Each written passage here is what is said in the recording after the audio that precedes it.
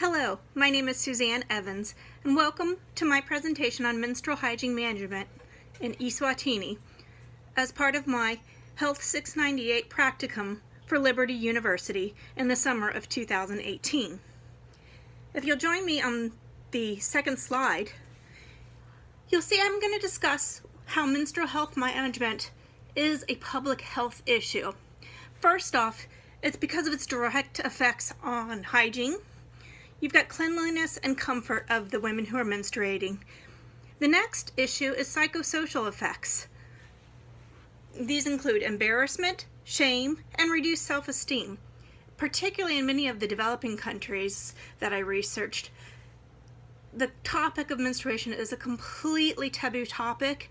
Women and girls have extreme limits put on their behaviors and their activities during their time of their periods, and one of these impacts is on school attendance. Many girls miss school because of their periods, whether it's because of embarrassment or because they do not have adequate menstrual hygiene or because of discomfort. The importance of school attendance as a public health issue is because this directly affects the economic development of a country, which affects their ability to pay for health programs. And also, school attendance has been associated with efforts to reduce HIV prevalence. One of the studies that I found showed that staying in school delayed the onset of high-risk behaviors for HIV. Effective menstrual hygiene management includes access to clean absorbents, ability to clean or dispose of these absorbents, and access to soap and water for cleaning. Next slide. So menstrual hygiene interventions, particularly in developing countries, ideally will consist of three components. First is education. Many girls begin their periods in developing countries with no knowledge whatsoever about what is going on with their bodies. This adds to shame, fear, and insecurity that these girls might feel. The next aspect is distribution of sanitary pads. Poverty is a major issue in developing countries. Many of these girls simply have no money to purchase sanitary pads. And lastly, improvements in access to sanitation facilities. Girls often report they do not have safe, secure sanitation facilities, particularly at their schools, which helps to promote them staying home from school when they have their periods. So this brings me to our first nonprofit organization that I worked with during my practicum experience, the Days for Girls program.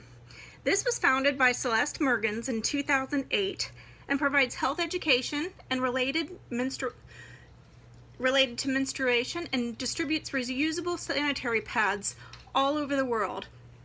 They have a few countries that they specialize in, but they've reached 116 countries. In this photo, you can see a photo of an actual Days for Girls kit that was distributed in eSwatini this summer.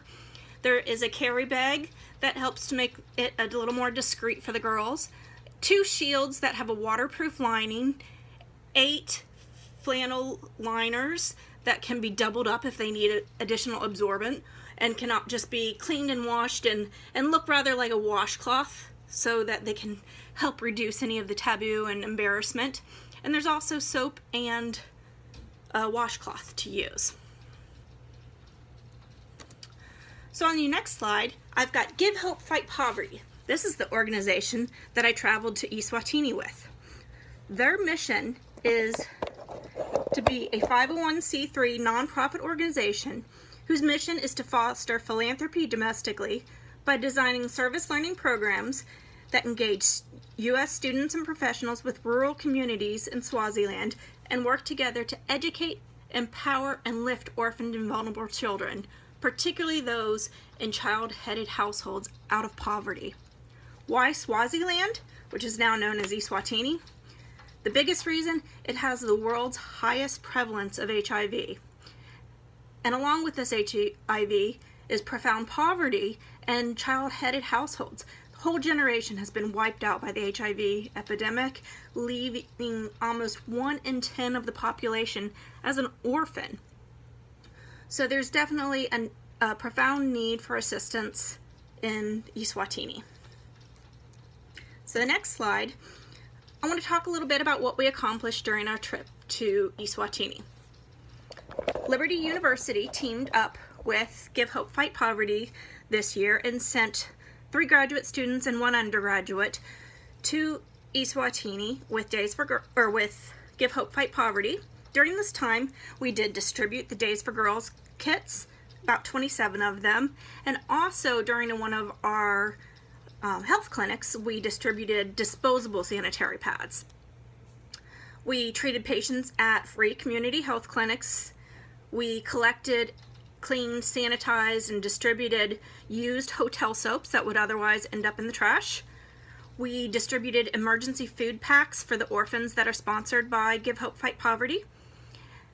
We filled bottles with sand for a novel building project to build in addition to a pit latrine at one of the sites that they work at.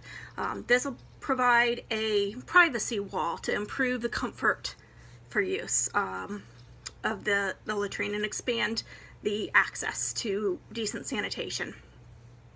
One of the other things we did was feed kids at a primary school. We fed 634 children a lunch, and we set up a library at another primary school, complete with books, carpets, benches, pillows, a reading area. And then after the trip, I spent a day in Iowa working with the group from Days for Girls called Makers for Monthlies, and worked with them to produce about 30 more kits to distribute on another trip. So on the next slide here, you can see the area where we were working. We were based in Mbabane, Swaziland, but we worked all over the country in rural areas and other cities. We were in Manzini and the Malinza area and Hili. So we did get to appreciate the country on a broad scale. You can also see here that eSwatini is a very small country in the southeast of Africa. It's bordered by South Africa and Mozambique. It has no ocean. It is completely landlocked. So for the next slide, I prepared a budget to produce more Days for Girls kits and did a cost analysis to see what kinds of savings over buying disposable pads would be. Turns out you need about 468 pads in a 3-year time period, which is how long a Days for Girls kit is supposed to last. So that'll cost you about $94 to buy disposable pads for 3 years. The cost to produce one Days for Girls kit is only $10. So for that 30 kits that we manufactured in July, that was a savings of $2,520. One of the other very significant aspects that I want to discuss, though, is simply space, because the Days for Girls kits only take up a small amount of space, and whereas 468 pads is going to fill a lot of suitcases. And Give Hope Fight Poverty generally transports all the supplies, even if they're donated, over in their suitcases every time they take a trip over. So filling up all those suitcases with disposable pads would prevent them from taking other life-saving medications, books for the children, clothing that they might need. And also, because they were often working with pit latrines, they're going to end up in the pit latrines and fill them up and require more maintenance for their latrines. And that's going to cause problems for them.